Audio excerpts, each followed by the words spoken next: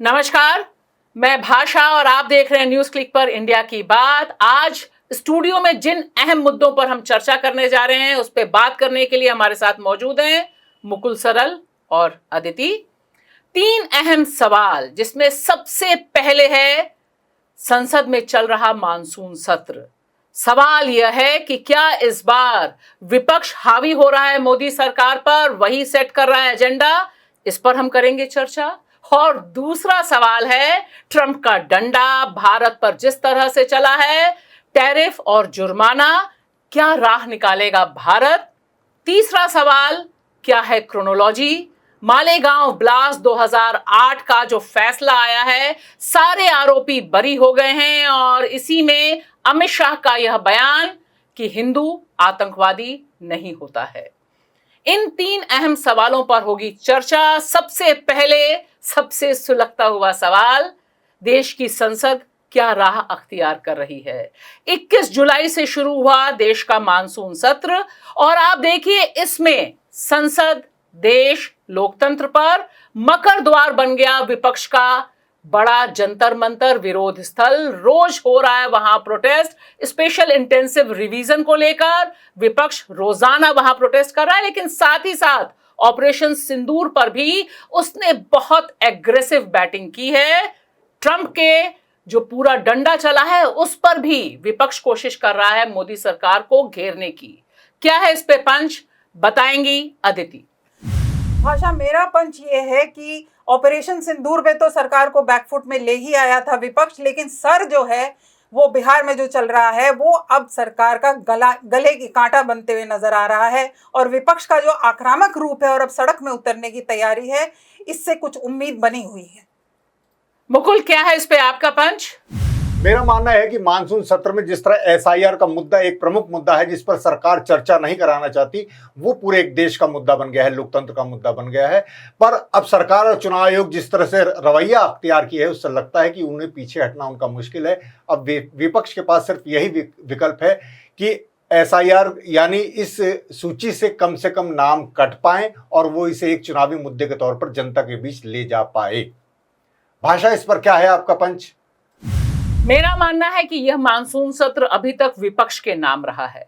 Agenda setting से लेकर photo opportunity तक और बाइट्स तक हर एक में विपक्ष ने तय किया है और दिखाया है कि मोदी सरकार डिफेंसिव है। यहां तक कि ऑपरेशन सिंदूर पर जो चर्चा हुई है उसमें राहुल गांधी का जो भाषण हो या फिर ओवैसी का भाषण हो, आप देखिए उसकी जो व्यूज हैं और मोदी जी का जो जवाब है उसके जो व्यूज हैं, उससे भी पता चलता है कि लोग किसे देख रहे हैं और कौन दिल की बात को छू रहा है।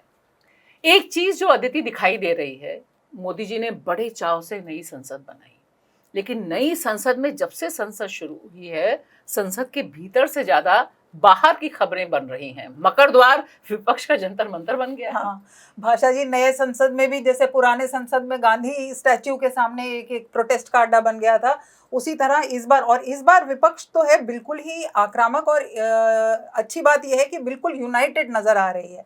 आप देखें कि 8 पार्टियों ने मिलके अभी सर पे डिस्कशन मांगी है, लेकिन किसी तरह से राजी नहीं है सरकार।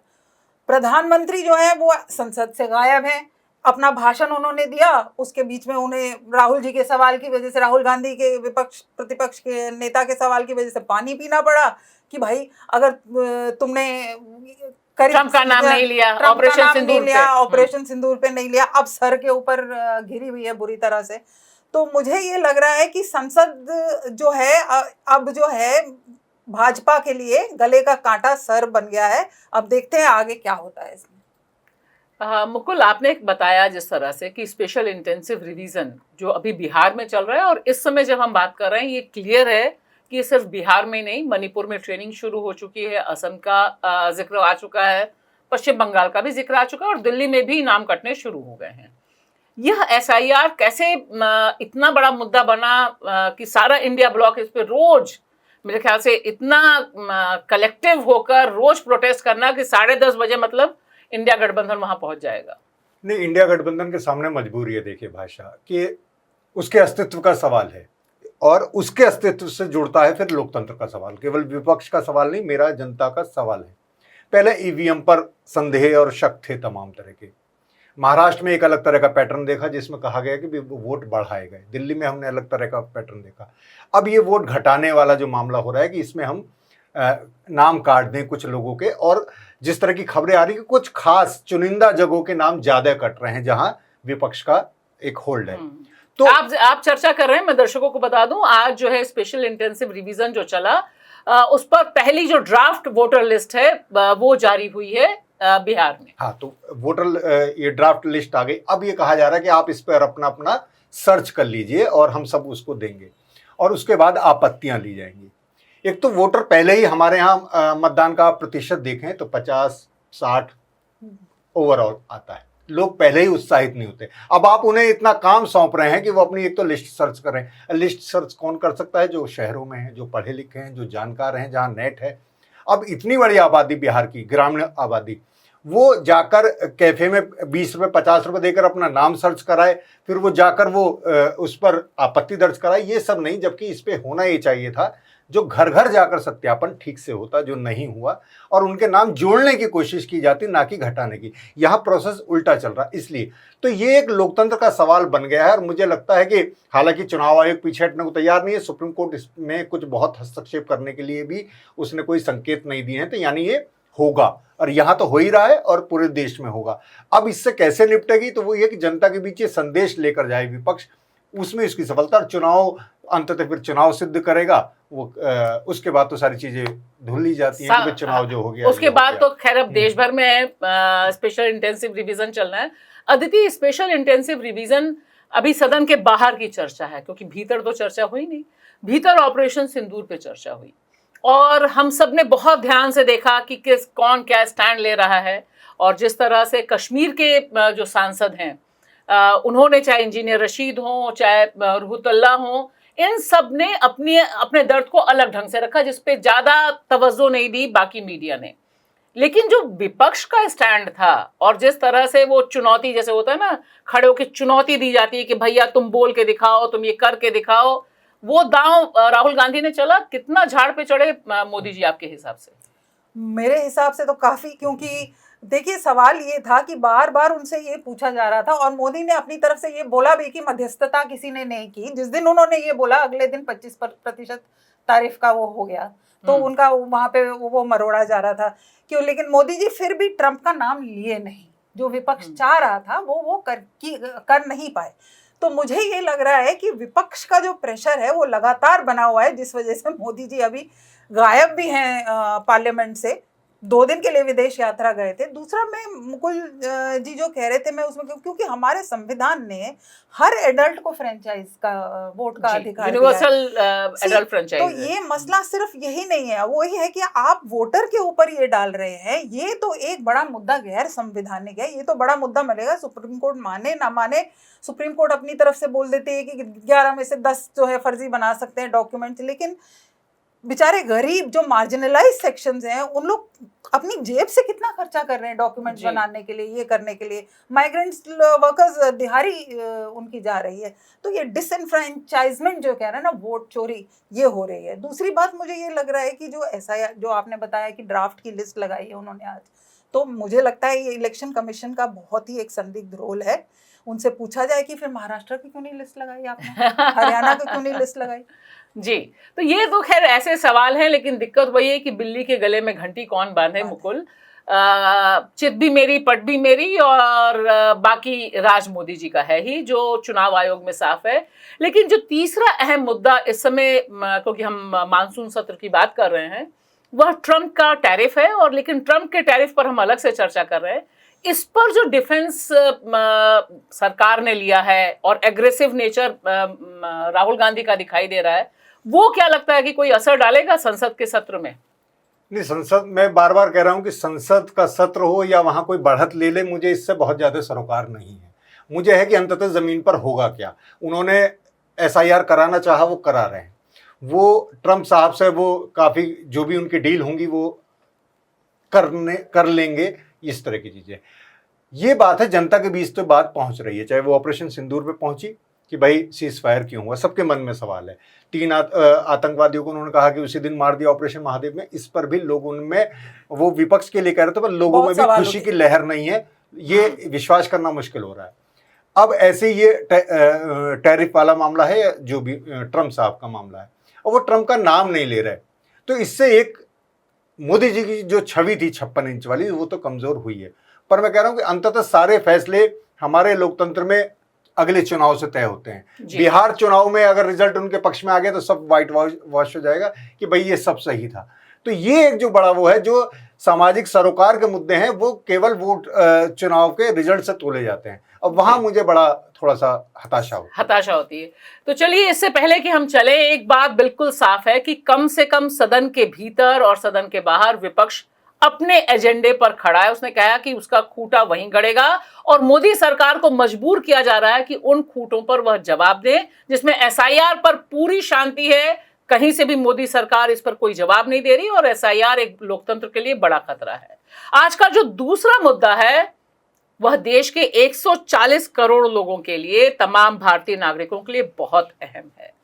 ट्रंप जी ने डंडा चलाया, अमेरिकी राष्ट्रपति डंडा चलाते हैं, दोबारा चलाया भारत पे। अप्रैल में किया था, तब 27% टैरिफ कहा था। इस बार उन्होंने कहा है कि 25% टैरिफ और जुर्माना, भारत के ऊपर जुर्माना इस बात के लिए कि तुमने रूस से क्यों खरीदा तेल, क्यों लिया तेल, क्यों की डील।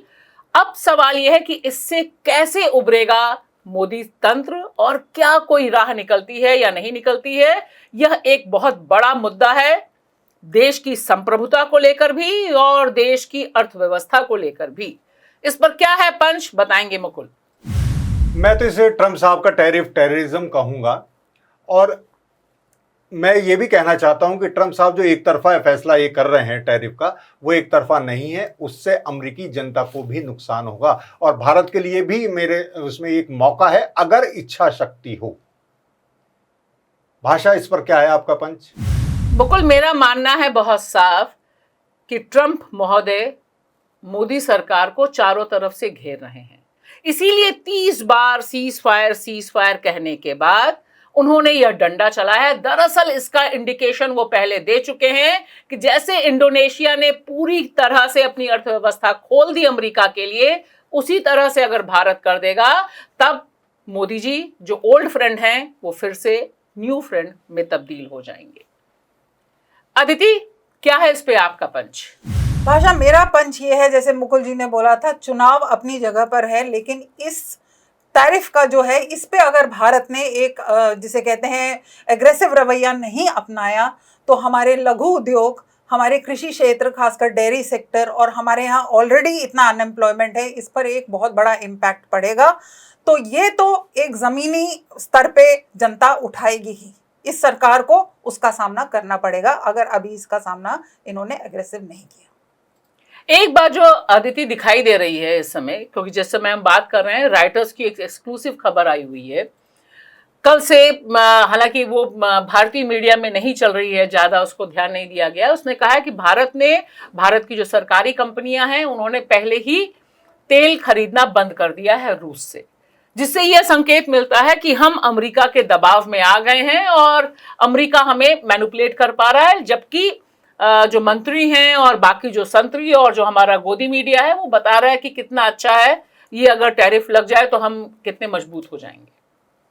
भाषा, इसमें एक तो मुझे ये तेल जो रशिया वाला है, हाँ रॉयटर्स ने स्टोरी की है, लेकिन अभी तक कोई सरकारी पुष्टि या सरकारी उसकी तरफ से कुछ आया नहीं है, ना ही मैंने किसी विपक्ष के नेता को ये सवाल रेज करते हुए देखा है। लेकिन हाँ, ज़रूर ये है, जैसे मुकुल जी ने पहले बोला था, मुझे भी लगता है कि भारत के पास एक अपॉर्चुनिटी है, लेकिन मोदी जी तो बिल्कुल घुटना टेके हुए नजर आ रहे हैं। किस कारण से, वो जाने, ट्रंप जाने। ये मौका है कि भारत जो है अन्य देशों के साथ अपना व्यापार बढ़ाए, और व्यापार, भारत के रिश्ते अच्छे हैं, चाहे वो लैटिन अमेरिका हो, चाहे वो अफ्रीका हो, और बाकी ईस्ट एशियन ब्लॉक है, उसमें ब्रिक्स जो है, उसमें भारत को अपना वो करना। लेकिन मोदी जी का पर्सनल ट्रंप के साथ क्या चल रहा है, ये एक बहुत बड़ा सवाल जी। है। मुकुल, यहाँ दो चीजें बहुत इंपॉर्टेंट हैं कि एक तो भारत क्या करेगा, लेकिन इसी बीच जो नेता प्रतिपक्ष हैं राहुल गांधी, उन्होंने ऐलान कर दिया कि देखना ये समझौता होगा और मोदी जी वही करेंगे जो ट्रंप चाहते हैं। ये उन्होंने बाइट दी। साथ ही साथ यह भी कह दिया कि ऑलमोस्ट स्टेज इज सेट, इसीलिए यह सारी की सारी बार्गेनिंग हो रही है। आप कैसे देखते हैं राहुल गांधी के इस आरोप को? नहीं, राहुल गांधी के आरोप में दम तो है, लेकिन मैं चाहता हूँ गलत साबित हूँ। मैं चाहता हूँ कि मोदी जी कहें कि ट्रम्प जाए बाहर में। ये है एक जेस्चर, ये है काफी देश कह चुके हैं जहां क्यों? क्योंकि ये जो पूरा जो ट्रम्प साहब भी कर रहे हैं ना, तो ये अमेरिका की मजबूती नहीं दर्शा रहा। अमेरिका कमजोर हो रहा है, उसका हर ब्लॉक पे जो कब्जा था वो कमजोर हो रहा है, और जो वो पूरी दुनिया को दुश्मन बना रहे हैं, उन्होंने तमाम देशों पर टैरिफ लगा रहे हैं। तो वो मुझे लगता है कि मौका अगर हम इस्तेमाल करना चाहें कि आप ठीक है टैरिफ लगा के होगा क्या, 100 रुपए का सामान है। और एक तो मैं बता दूं दर्शकों को 25% नहीं है टैरिफ, 10% पहले से बेस लाइन है, यानी ये 35% टैरिफ प्लस जुर्माना। अभी जुर्माने वाला तो अलग अलग मामला है, मतलब ये 35 तो हो ही गया, उस पर जुर्माना पेनल्टी जो देनी होगी वो देनी होगी। तो ये मौका है, वो ब्रिक्स को भी धमका रहे हैं, इसको भी धमका रहे हैं, वो सब। तो जब चीन रूस सबको धमका रहे हैं, तो अगर हम इधर की तरफ ध्यान दें तो मुझे लगता है कि हम अमेरिका के बरक्स एक बड़ी मजबूत स्थिति में खड़े हो सकते हैं। पर मैंने पहले भी जैसे अपने पंच में कहा, इच्छा शक्ति, मोदी जी की तरफ से इच्छा शक्ति नहीं दिखाई दे रही है अभी तक। वरना ये एक मौका है, जब वो पूरी दुनिया ही दुश्मन उनकी हो रही है, तो ठीक है कि ट्रम्प साहब आप करिए, हम नहीं भेज रहे अपना सामान। यहाँ क्या होगा, उनका भी तो नुकसान है ना। 100 रुपए का जो सामान वहां 135 रुपए में बिकेगा, तो वो भी नहीं खरीदेंगे, या वहां मांग कम होगी, यहाँ निर्यात का नुकसान होगा। पर हम और देशों से संबंध बना सकते हैं, क्योंकि और देश भी पीड़ित हैं। तो चलिए ये देखते हैं कि दिशा क्या होगी, क्योंकि वहां पर सामान महंगा तब होगा जब हम भी रेसिप्रोकल टैरिफ उसी तरह से लगाते हैं जैसे चीन ने एक रास्ता दिखाया, ब्राजील ने दिखाया, बाकी दूसरे देश अप्रैल से रास्ता दिखा चुके हैं, और उन्होंने ये बता दिया है कि अमेरिका झुकता है, झुकाने वाला चाहिए। तो अगर वह रास्ता भारत अख्तियार करता है तो 140 करोड़ लोगों की संप्रभुता भी बची रहेगी, क्योंकि हमारी ही संप्रभुता देश की संप्रभुता है। तीसरा सवाल ऐसा सवाल है जिस पर क्रोनोलॉजी समझनी बहुत जरूरी है। यह क्रोनोलॉजी मालेगांव ब्लास्ट जो 2008 में हुआ था, उस पर जो एनआईए कोर्ट का फैसला आया, जिसके तहत जो 7 आरोपी थे उन्हें बियॉन्ड डाउट प्रूफ ना कर पाया गया उनका अपराध, इसलिए उन्हें छोड़ दिया गया है। और इसकी क्रोनोलॉजी का एक हिस्सा है कि ठीक इस फैसले से एक दिन पहले संसद में खड़े होकर गृह मंत्री अमित शाह जी ने कहा कि उन्हें इस बात का गर्व है कि कोई भी हिंदू आतंकवादी नहीं, और फिर पूरी लिस्ट गिनाई जिसमें सबके नाम मुसलमान थे जो आतंकवादी थे। इस क्रोनोलॉजी को समझना बहुत जरूरी है, क्योंकि यह एक बहुत ही डेंजरस क्रोनोलॉजी है जो देश के सामने आई है। इस पर क्या है पंच, बताएंगी अदिति। भाषा बिल्कुल सही है, बहुत डेंजरस क्रोनोलॉजी है और बहुत सारे सवाल उठते हैं इसमें। और हम भी यही मानते हैं कि धर्म, आतंक का कोई धर्म नहीं होता, आतंक आतंकी होता है। लेकिन ये कहना कि कोई हिंदू आतंकी नहीं होता, तो मैं अमित शाह से, गृह मंत्री से पूछना चाहूंगी कि दारा सिंह जिन्होंने ग्राहम स्टेन्स को जलाया था, वो क्या थे, और बजरंग दल से उनका संबंध था, नाथुराम गोडसे क्या थे, शिवरासन जो राजीव गांधी के असैसिन थे। तो इस तरह की चीजें कहना जो है ना, वो राजनीति दर्शाता है उनकी, और कुछ नहीं। मुकुल, क्या है इस पे आपका पंच? मेरा मानना यह है कि एक फैसला है, ये इंसाफ नहीं है, इंसाफ बहुत दूर है अभी। पर लेकिन सरकार का रवैया इसमें बहुत मुझे शर्मनाक लगा, और इससे ये तय हो गया कि सरकार और उसका तंत्र जिसे चाहे उसे दोषी बता सकता है, आतंकवादी बता सकता है, और जिसे चाहे उसे निर्दोष और देशभक्त बता सकता है। भाषा, इस पर क्या है आपका पंच? मेरा साफ मानना है कि यह फैसला सुनाया आज गया, लिख लिया गया था 2016 में, बहुत पहले, और यह ऐसा फैसला है जिसकी एक कड़ी का खुलासा 2015 में इसकी जो पब्लिक प्रोसिक्यूटर रोहिणी सालियान थी, उन्होंने कहा एनआईए मुझसे कह रहा है कि मैं जो आरोपी हैं उन पर बहुत मुलायमियत से काम करूं, सख्ती से काम ना करूं। यह फैसला दरअसल इस लोकतांत्रिक भारत में, धर्मनिरपेक्ष भारत में हिंदुत्व और भगवा की जीत है, शर्मनाक है। मुकुल, जो दिखाई दे रहा है इस पूरे फैसले से, चर्चा एक तरह से है, क्योंकि अब इस पर चर्चा ये हो रही है, अमित शाह जी ने शुरुआत ही की कि हिंदू आतंकवादी नहीं हो सकता, और तमाम अखबार, टीवी चैनल सब ये बता रहे हैं कि दरअसल भगवा की जीत है। प्रज्ञा ठाकुर के इंटरव्यूज छप रहे हैं, तमाम और आरोपियों के जो अब निर्दोष साबित हुए हैं उनके इंटरव्यूज पहले से आ रहे हैं, चाहे पुरोहित हों बाकी लोग हों। तो इससे एक पूरा माहौल देश में बिल्कुल क्रिटिकल टाइम पे जहां सरकार फंस रही थी वहां पर कांग्रेस के खिलाफ एक मुद्दा बन रहा है, और दूसरी तरफ ये सारे लोग जो अभी तक एक्यूज थे वो अब नए आइकन्स के तौर पे पेश किए जा रहे हैं। नहीं तो सरकार या बीजेपी यही चाह रही थी, वही माहौल वो बना रही है शुरू से, वो हर मुद्दे पे यही बनाती है। और जैसे सब आप दोनों ने जिक्र किया अमित शाह के बयान का, अमित शाह एक दिन पहले इतने मनोबल के साथ दावे के साथ जो बोल गए, ये अगले दिन ही आ रहा था। हो सकता था कि उन्हें मुंह की खानी पड़ती अगर मान लीजिए इसमें फैसला उल्टा आता, फिर वो क्या कहते, लेकिन उन्हें पता था कि क्या फैसला है। एक तो ये वाली बात है। दूसरा ये है कि सरकार ने जिस तरह 2006 का भी मुंबई ट्रेन ब्लास्ट था उस पर जिस तरह की संवेदना जताई मृतकों के परिवारों के प्रति, जिस तरह कहा कि हम इसे सुप्रीम कोर्ट में ले जाएंगे, लेकिन ये भी वो सरकारी तो लड़ रही थी इस केस, लेकिन इस मामले में एनआई कोर्ट को हाई कोर्ट में चुनौती देने की कोई बात नहीं है और उसे जीत के तौर पर बताया जा रहा। तो सरकार का एक दोहरा रवैया ये साफ साफ बता रहा है कि ये क्या खेल हुआ है, क्या क्रोनोलॉजी थी, और इससे क्या है कि इंसाफ की बात कमजोर होती है। अदिति, यहाँ पर यह केस बहुत ही इंटरेस्टिंग है, बहुत इंटरेस्टिंग। हम तमाम केसेस देखते रहे हैं, लेकिन ये इकलौता ऐसा केस है जिसमें यह क्रोनोलॉजी बहुत साफ है कि सरकार की एजेंसी ही पॉलिटिकल रिजीम चेंज होने के बाद अपनी ही एजेंसी के खिलाफ केस करती है। मतलब वो कहती है कि वो झूठा था, है ना, क्योंकि 2014 से पहले तक एटीएस एनआईए कह रहा था कि नहीं यहाँ पर ये गड़बड़ी है, और जैसे ही मोदी जी केंद्र में आते हैं हलफनामा, मतलब छोटी मोटी बात भी नहीं है, वो सप्लीमेंट्री चार्जशीट दाखिल करती है एनआईए के कोर्ट में केस है, एनआईए ही जांच कर रही है और एनआईए ही कोर्ट में कहती है कि भैया एटीएस ने गड़बड़ किया, हमसे पहले जो लोग बैठे थे एनआईए में वो गड़बड़ कर रहे थे, अब हम सही कर रहे हैं। ये 162 लोगों ने जो एविडेंस दिए हैं वो गए पानी में। तो ये तो अपने आप में बड़ी यूनिक सी बात है, बिल्कुल यूनिक सी बात है। और जहां तक मैंने रोहिणी सालियान के बयान पढ़े हैं, दोबारा से री रिकॉर्डिंग कराई हुई है और सही तरह से एविडेंस नहीं दिए थे, तो रोहिणी सालियान का ये कहना है कि उन्हें कोई सरप्राइज नहीं हुआ इस डिसीजन से, उन्हें मालूम था किस तरफ चल रहा है, क्योंकि उन्हें सॉफ्ट जाने के लिए कहा गया था जब ये सरकार, और उसके बाद उनको हटा दिया गया, उसके बाद उनको वहां से हटा दिया गया था। दूसरी बात मुझे ये लगता है, मुझे न्याय प्रणाली के ऊपर कई बार बहुत मतलब एक तरह से विश्वास भी है और एक तरफ से ये भी लगता है कि एक तरफ फादर स्टैन स्वामी को एक सिपर तक नहीं दे दिया गया और एक तरफ प्रज्ञा ठाकुर को, अब ये कल आया है फैसला, उससे पहले तो वो अक्यूज थी ना, उनको बेल पे छोड़ा हुआ है और वो अपने को बीमार कह रही है, लेकिन वो फुटबॉल भी खेल रही हैं, वो सब कुछ कर रही हैं, और एक तरफ एक आपने 80 साल के बूढ़े को एक सिपर तक नहीं दिया भीमा कोरेगांव केस में और वो वहां मर गए।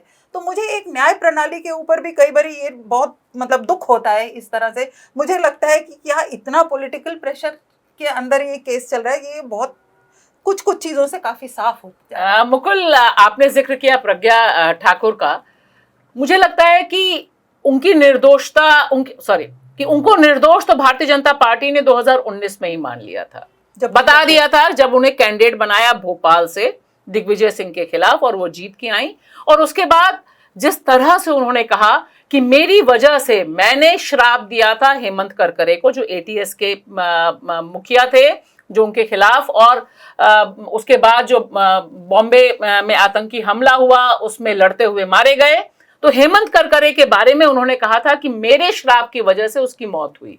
तो तय तो मोदी जी ने पहले ही कर दिया था कि ये सब निर्दोष हैं। नहीं, तय तो नहीं किया था पूरी तरह, पर एक उन्होंने दिल से माफ नहीं किया था प्रज्ञा ठाकुर को। हालांकि सांसद बनवाया था, अपना टिकट दिया था, लड़वाया, जितवाया। अब मुझे लगता है कि मैं इस बात से खुश हूं कि मोदी जी के दिल से बोझ उतर जाएगा, वो दिल से माफ कर पाएंगे, क्योंकि अब तो वह निर्दोष साबित हो गई। लेकिन ये जो पूरा एक बनाया गया श्राप, ये पूरा ही जो भगवा जिसके लिए बात हो रही है, जो हिंदुत्ववाद है, जो मनुवाद है, वो उसी की पूरी एक सीढ़ी है। और ये सारे फैसले जो आए हैं, और अब ये यही दिखाएगा कि चाहे वो मॉब लिंचिंग हो, अभी आपने देखा कि अभी एक और आया है फैसला इंस्पेक्टर सुबोध सिंह की हत्या को लेकर, बुलंदशहर उत्तर प्रदेश, है ना, लेकिन उस पर इतनी चर्चा नहीं है। तो ये सारी चीजें बता रहे हैं कि हमारा भी मीडिया और किस तरह से ये परसेप्शन बनाने का बड़ा खेल हो रहा है। बिल्कुल। परसेप्शन का ही सारा खेल हो रहा है। जबकि वो जैसे अमित शाह ने कहा कि भाई हिंदू आतंकवादी नहीं होता, हम बिल्कुल मानते हैं। हम ये भी कहते हैं कि मुसलमान भी आतंकवादी नहीं होता, ईसाई भी आतंकवादी नहीं होता। तो फिर आप इस तरह से क्यों दिखाते हैं? आप तो मुसलमानों को कोरोना बम भी बना देते हैं। मतलब ये हालत हो गई है। तबलीगी वाला देखा, तबलीगी वाला, उसमें भी सब चीजें निर्दोष होते हैं, उस पर भी कोई चर्चा नहीं होती। इस मामले में निर्दोष होने पर इतनी चर्चा है कि इसे पूरा एक चुनावी एजेंडे की तरह इस्तेमाल किया जाएगा। और यहाँ पर जरूर ये जिक्र करना चाहिए कि जिस समय यह सारा डिस्कशन हो रहा है उस समय देश में 2 ननों पर जिस तरह से कहर बरपा हुआ है, बजरंग दल के लोग जिस तरह से उनके खिलाफ जाते हैं, वीडियो बनाते हैं। छत्तीसगढ़ की 2 नन जो केरल की मूलतः रहने वाली हैं, एक बड़ा मुद्दा है, वह एक आतंकवाद नहीं होता। अभी हमने देखा पुणे में किस तरह से एक मुसलमान को कह दिया जाता है कि बांग्लादेशी और उनके परिवार वाले कारगिल युद्ध लड़ने वाले। तो इस तरह की मिसालें तो बहुत हैं, लेकिन अमित शाह जी, आपकी क्रोनोलॉजी हम समझ रहे हैं जरूर। शुक्रिया।